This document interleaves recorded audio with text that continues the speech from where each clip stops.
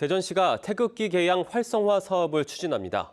대전시는 지난 3일절 세종에서 발생한 일장기 개양 논란을 계기로 태극기에 대한 관심을 높이기 위해 기초생활수급자와 장애인 등 매년 12,500가구에 태극기를 무상 보급하는 사업을 전체 자치구로 확대하기로 했습니다.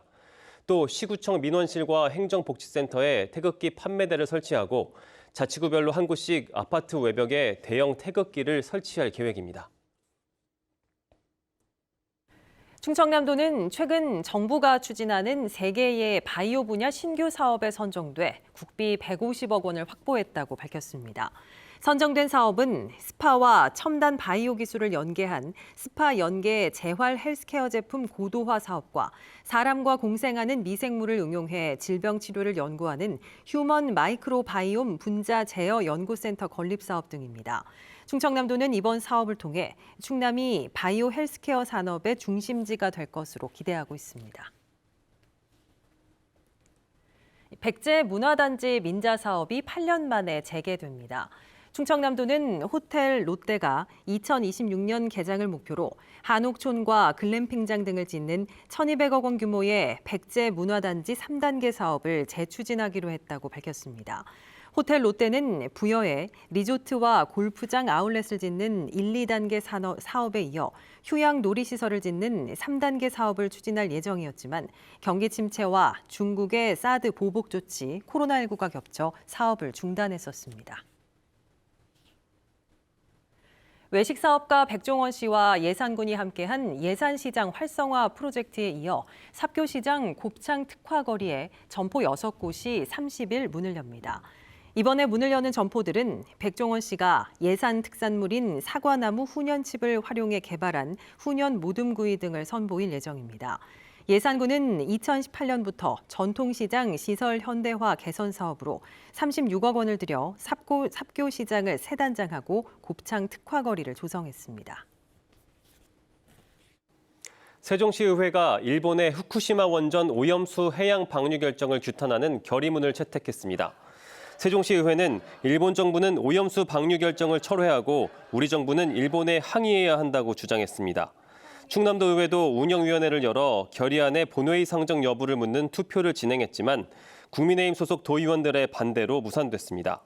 한편 대전시의회는 오염수 방류 규탄 결의문과 관련해 아직 진행 중인 의사 일정이 없습니다. 대전에서 또 전세 사기 피해 신고가 접수돼 경찰이 수사에 나섰습니다. 대전경찰청은 서구의 한 다세대 주택에 사는 세입자 19명이 사기 혐의로 고소장을 제출해 주택 소유자 A씨를 조사하고 있다고 밝혔습니다.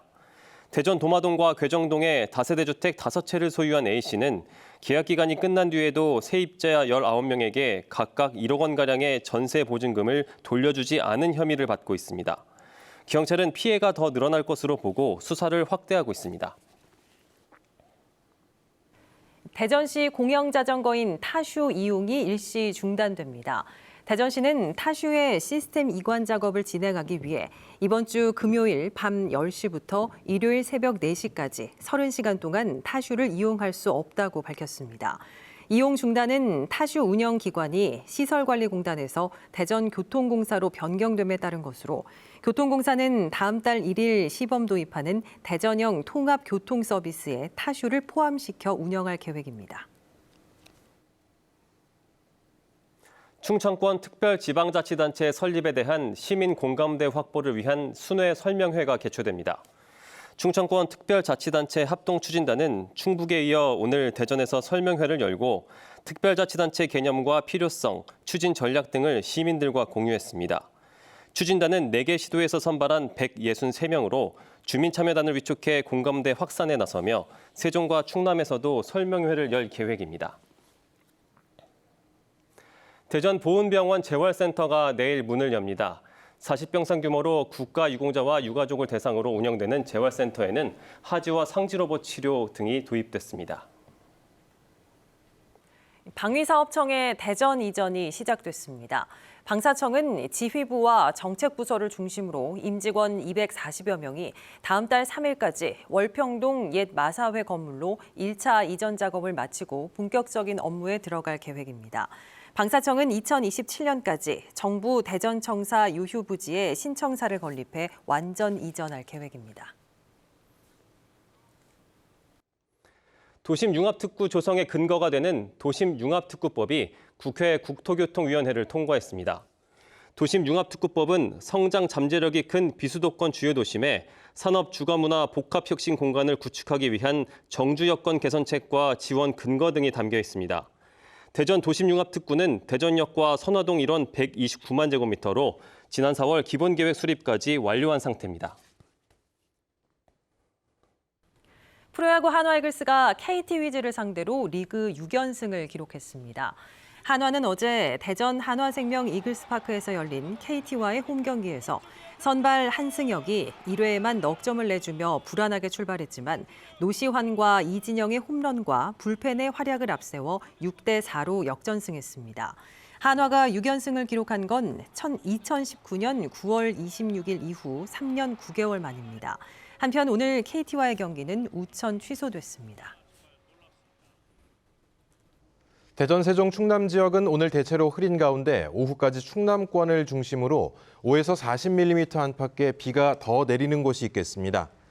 어제부터 금산에 101.7mm의 비가 내렸고 태안 100mm, 천안 95, 세종, 전이 71mm, 대전에도 55mm가 내렸습니다. 우리 지역에 내려졌던 호우특보는 모두 해제된 가운데 낮 최고 기온은 26도에서 29도에 머물겠습니다. 주말인 내일은 대체로 흐리다 오후부터 맑아지겠습니다. 대전 지하철 객실의 실내 공기질이 적합 판정을 받았습니다. 대전보건환경연구원이 대전 도시철도 객실의 초미세먼지와 이산화탄소 농도를 조사한 결과 혼잡 시간대와 비혼잡 시간대 모두 기준치 이내인 것으로 나타났습니다. 대전교통공사는 도시철도 역사와 객실의 공기질을 홈페이지를 통해 공개하고 있습니다.